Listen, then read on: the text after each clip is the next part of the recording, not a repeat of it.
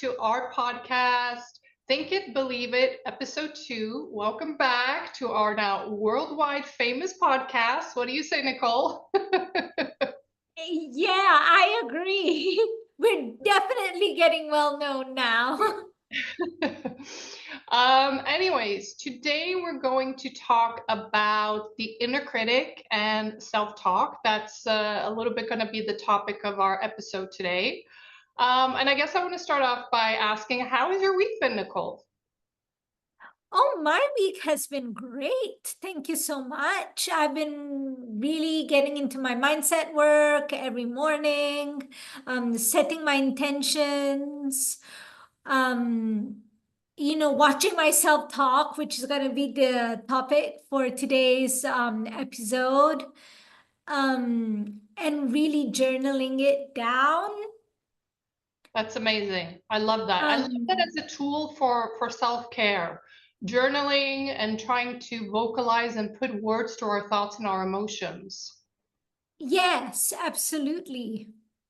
I think it's such a good way to reflect on the day that has been and a little bit to clear your mind as well before you go, before you're going to go to sleep and have dreams and download everything in your brain that's been happening the entire day, sort of processing it. For me, it's the best way if I can do it before I go to sleep. I think it's a great idea to journal both in the morning and in the evening as well, because in the morning it sets the tone for your day. 100%, 100%. And you can work on intentions as well, right? Absolutely. Yes. Again, setting the tone for the day. And also practicing what I know that you agree with me a lot in terms of gratitude as well. Waking up and sort of building on the whole concept of setting an intention for the day is also being grateful for what you have when you wake up in the morning. And tapping into that feeling of gratitude, and maybe in your journal, writing a list of everything that you're grateful for. Or doing a gratitude meditation.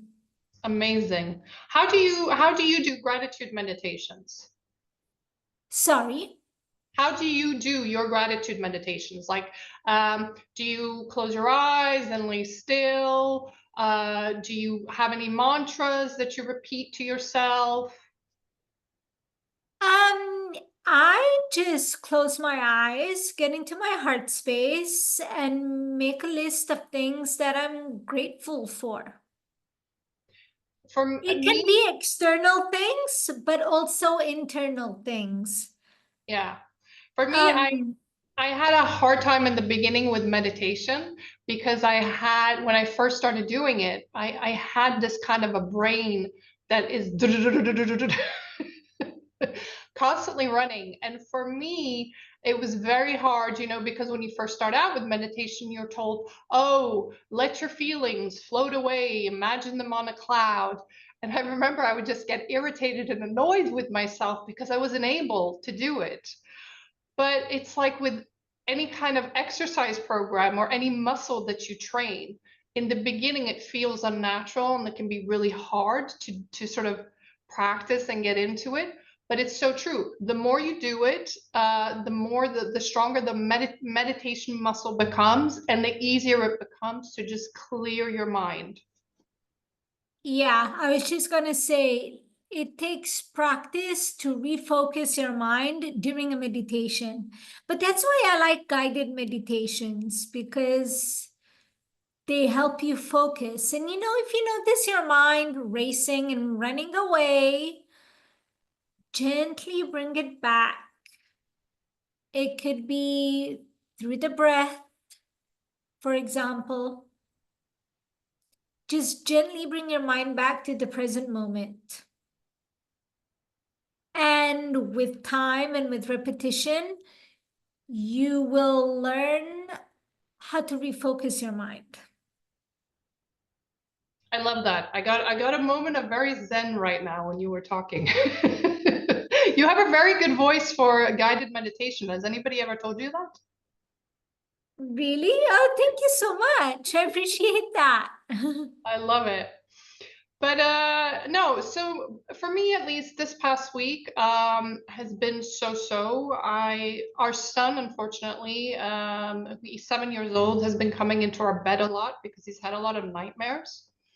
And so I've not had my dose of restful sleep, which I know that I need in order to function, and not just function physically, but function mentally, which is almost even more important.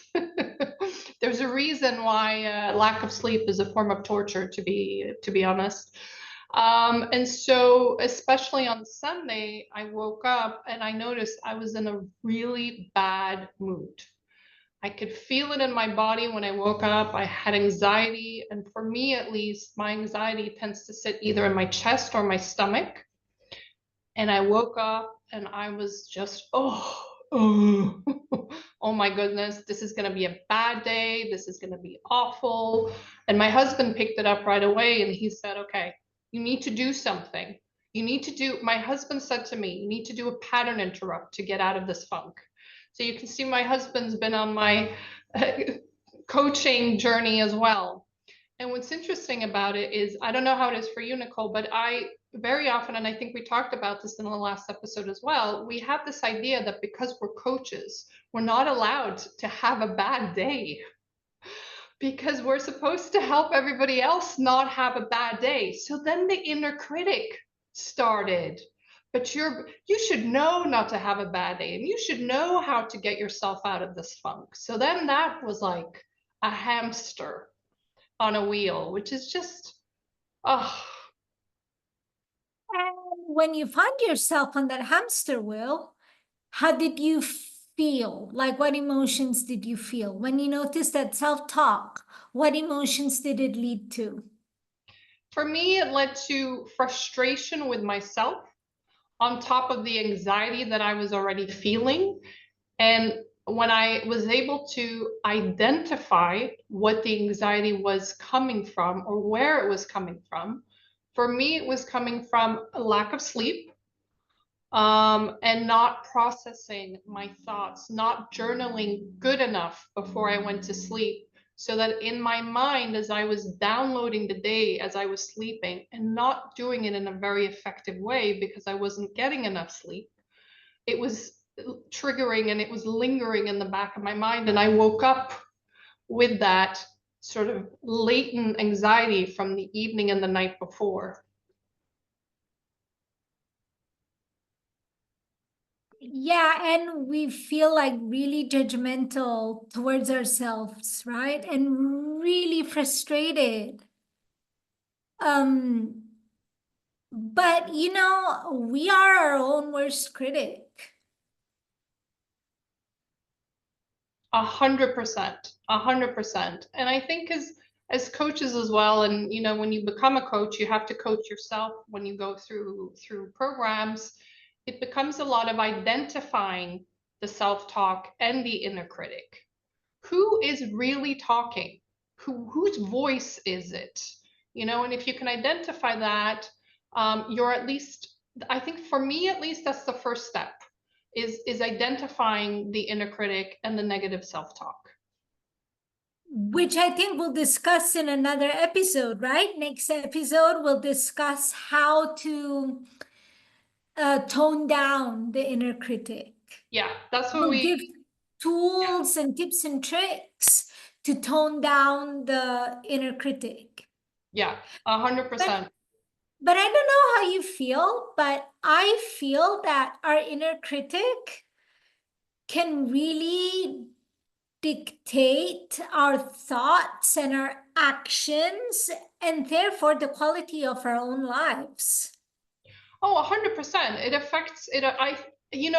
We have millions and millions of thoughts every single day. And most of them don't carry any energetic value because we don't attach an energetic value to them. It could be something as banal as you're crossing the street and you notice, oh, look, there's a dog with a blue collar. Oh, look, there's a red car. All of these thoughts are going on constantly in our minds, but because we're not energetically, or we don't attach any meaning to them, they have no effect on us.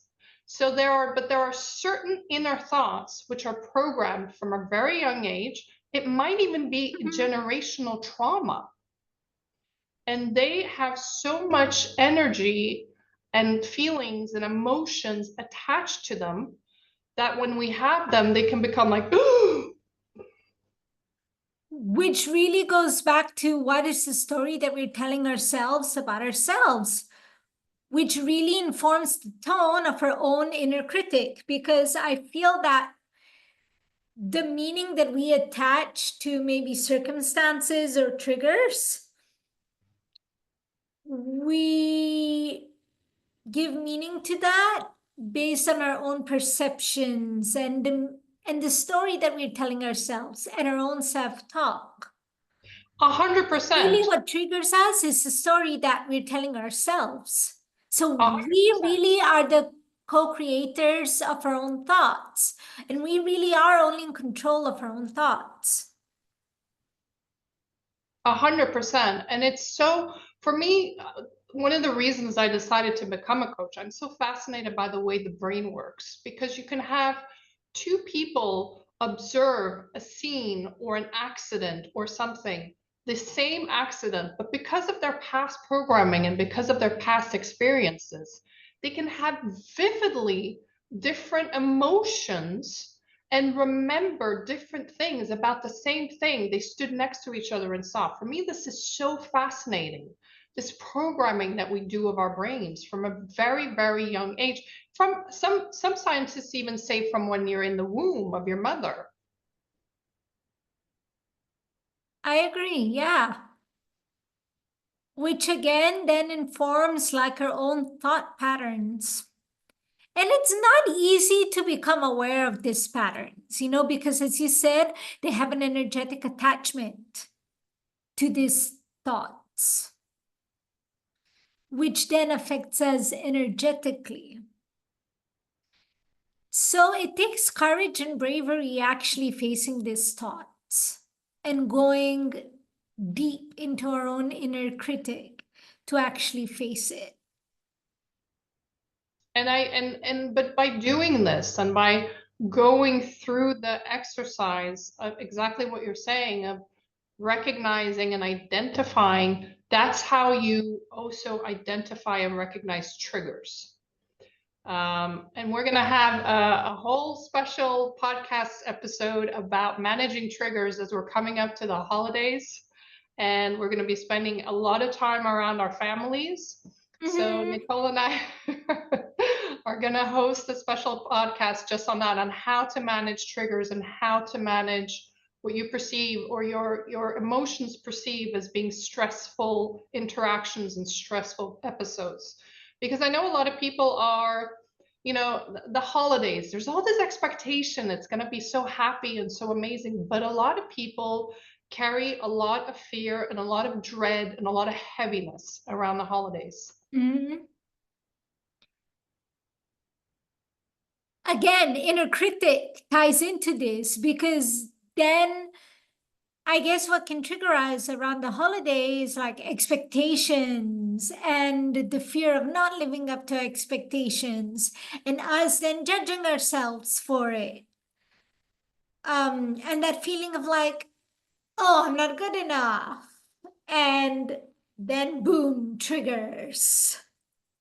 And what's for me is also so interesting about self-talk is that, it's such a cliche. You hear people say all the time, oh, but you would never talk to a friend like you talk to yourself, and you would never talk to a child the way you talk to yourself. It's a cliche for a reason. It's because it's so true. We are, like you said, Nicole, we are 100% our own worst critics. And I think if we were able to take ourselves out of our own bodies and out of our emotions and look at ourselves from the outside looking in, I believe that we would have a completely different internal dialogue. For sure. Um, which we'll go deeper in next week on how to shift your internal dialogue. So tell me a little bit more about how your week has been. You said it's been good. You've been working on sort of setting intentions. You've been working on your mindset. Have you had any really, really good, interesting episodes or anything where you really observed that you had a positive self-talk that you want to tell us about?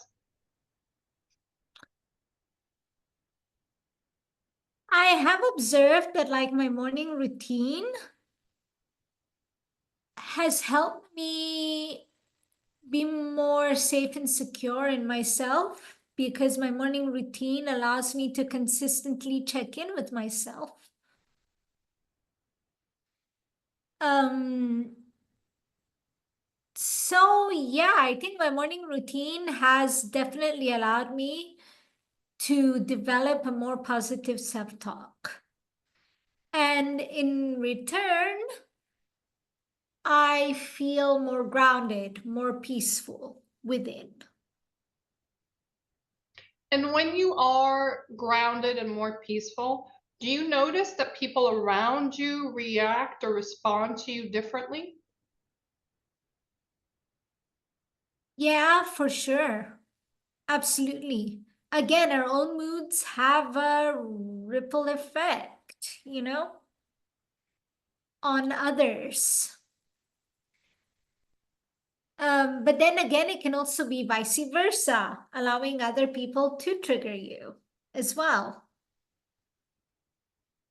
100%. For myself at least, I notice that when I'm in, like you said, feeling really grounded and present in my body and just practicing and giving myself and my inner child self-love, I I become I become the embodiment of everything that I'm giving myself.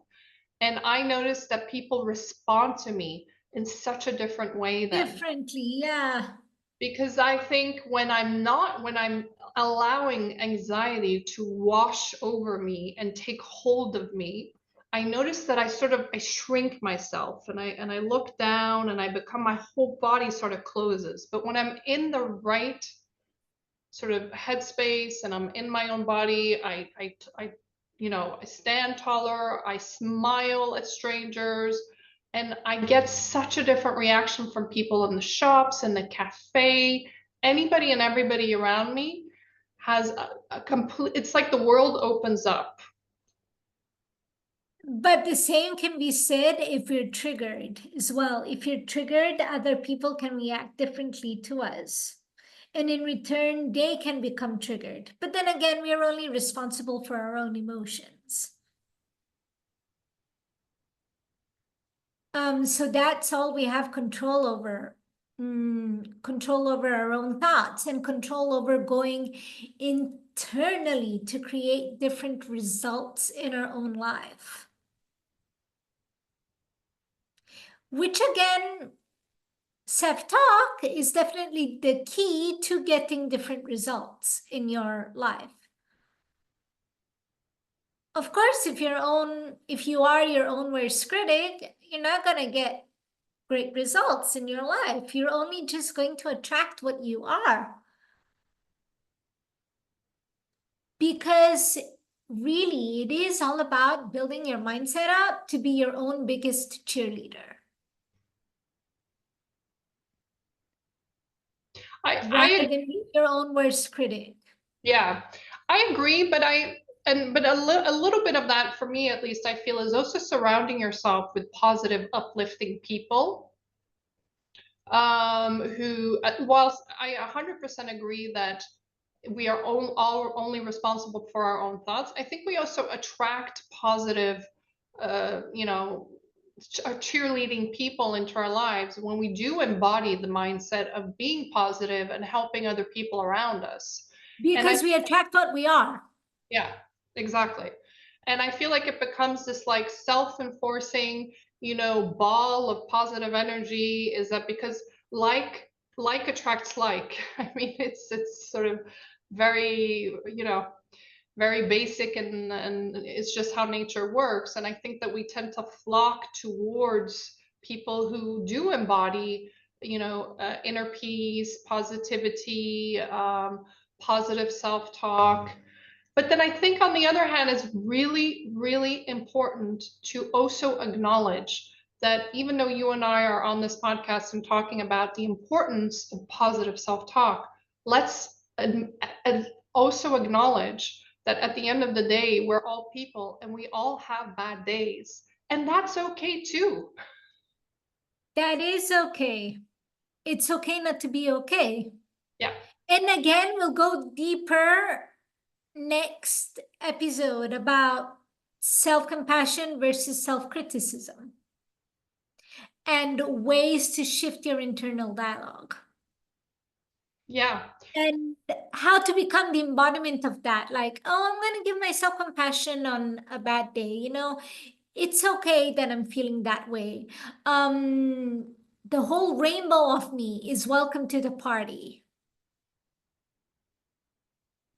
Extremely important. Extremely important. But Nicole is right. We are going to give you guys concrete tips and tricks and proven mindset techniques next week on how you can sort of switch switch but whether it be physically or mentally, there's a whole array of different techniques that Nicole and I are going to present to you guys next week. If when you do sort of find yourself dark and your thoughts are going nowhere good or positive.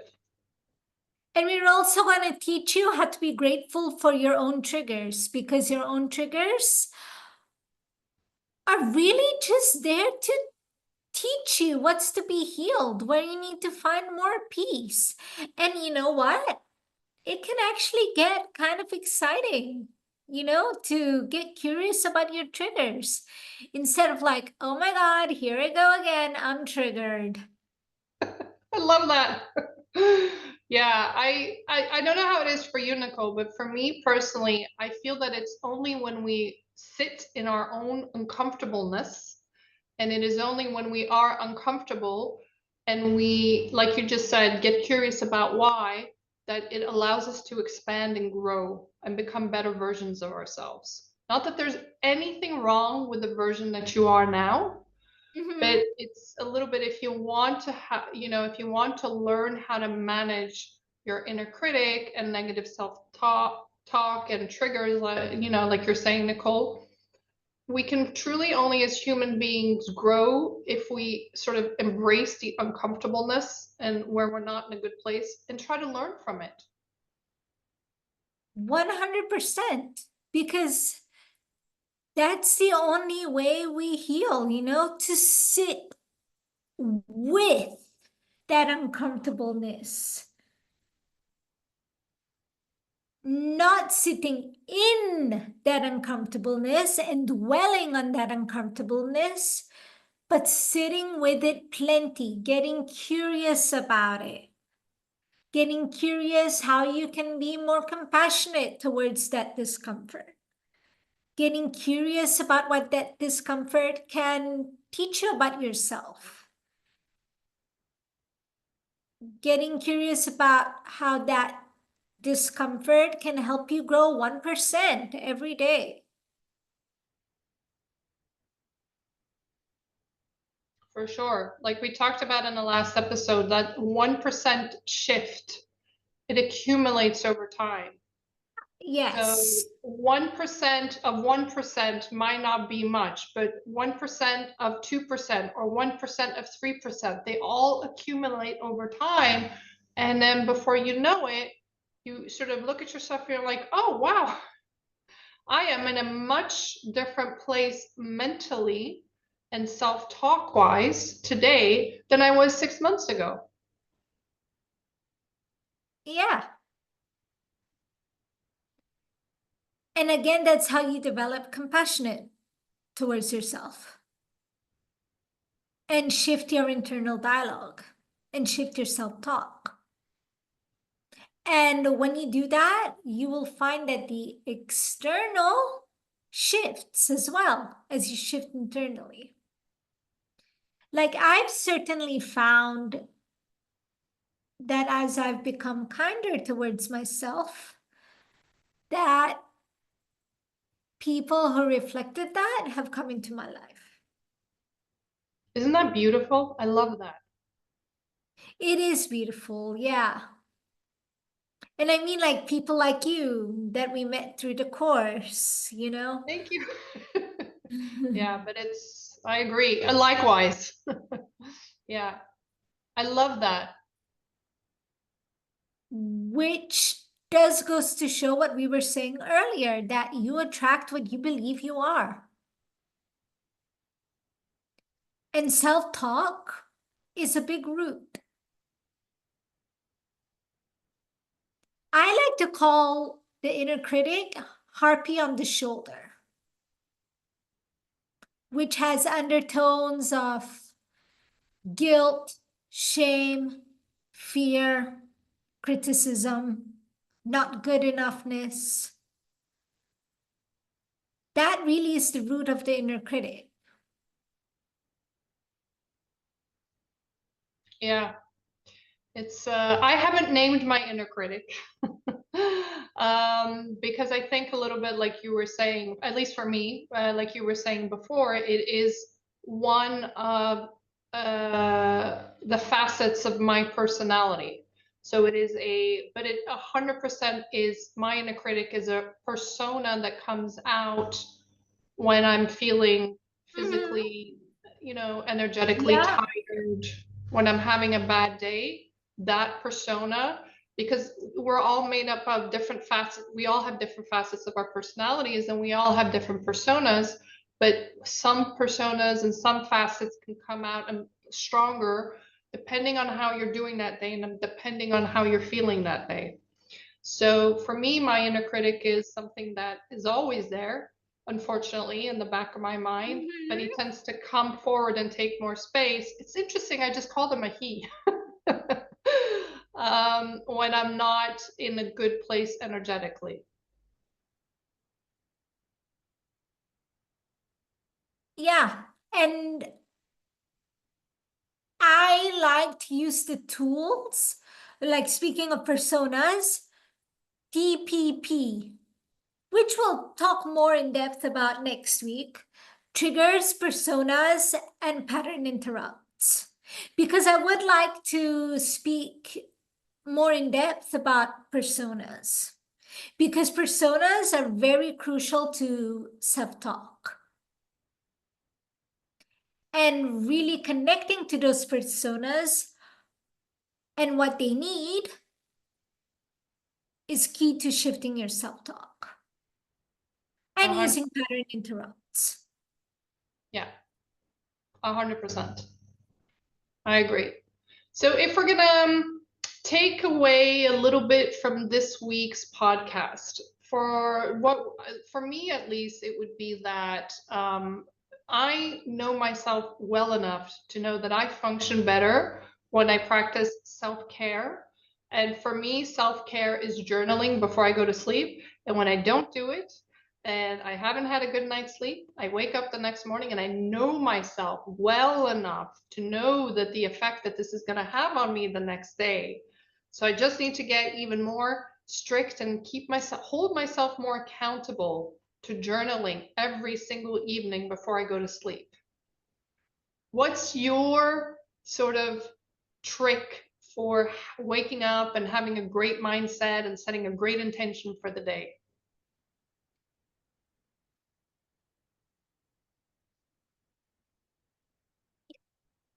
A good morning routine.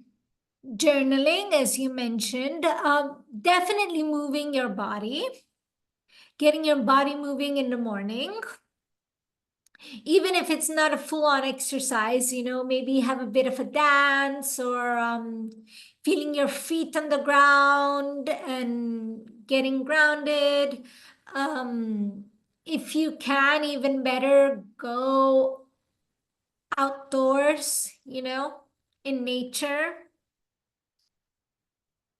But I think my biggest takeaway from this episode is really about creating awareness of your own self talk. Because if you don't create awareness about that self talk and you don't learn how to rewrite that negative self talk, then you're not going to see results in your life. You're I just going think to attract what your self talk says you are. I think that's so true. And I think if we can get our listeners, our viewers to to just prepare a little bit for next week's episode, it would be to do exactly what you just said now, Nicole. I think it would be to write down your thoughts and your feelings that you have at the end of the day. And maybe also in the morning when you wake up and set an Mhm. intention and sort of write down what you're grateful for and just observe, especially when you do the morning exercise. Observe if that impacts your day in any way. And also when you do your evening exercise, observe if that affects your sleeping or your dreams or your energy when you wake up. Mhm. For sure. I would definitely encourage our listeners to use those tools to start off with, for sure, and really notice how it impacts their energy. Now, I know that you are an avid dancer. You love Zumba and you love to move. And Oh, absolutely. Yes. I know that Dancing is great. I love it too. I love it too. And I know And that's one of the things that brings you joy and gives you lots of positive energy. yes, but not only that, it's like noticing how your own emotions are expressed through your own body, and noticing the emotions that maybe a song can make you feel. Do you feel joyful and alive when dancing? Um, or when you're learning a new movement, when learning new choreography? Do you feel uncomfortable? Do you push yourself out of your comfort zone? Yeah, for sure. For me as well, I think music and dancing is a big part. It's the Brazilian in me, and I'm always talking with my hands as well, as you'll see. I have a lot of Brazilian mannerisms. So for me as well, I Creativity love in dancing. general, I would Yeah, say. for sure. For sure. Oh, and I wanted to mention that tonight is the last super moon of 2024.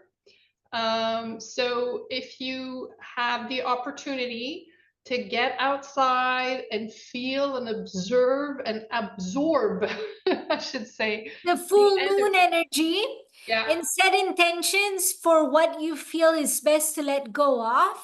And then 100%. what you let go of must be replaced. So imagine that light replacing love within you.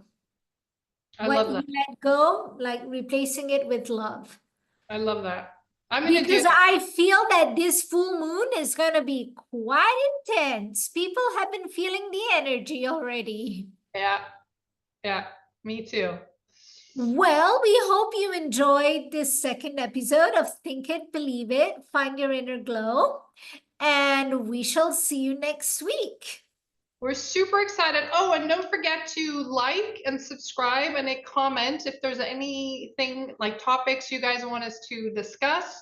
Then please write a comment and we'll see what we can do. All right. Bye, everybody. Bye, everyone.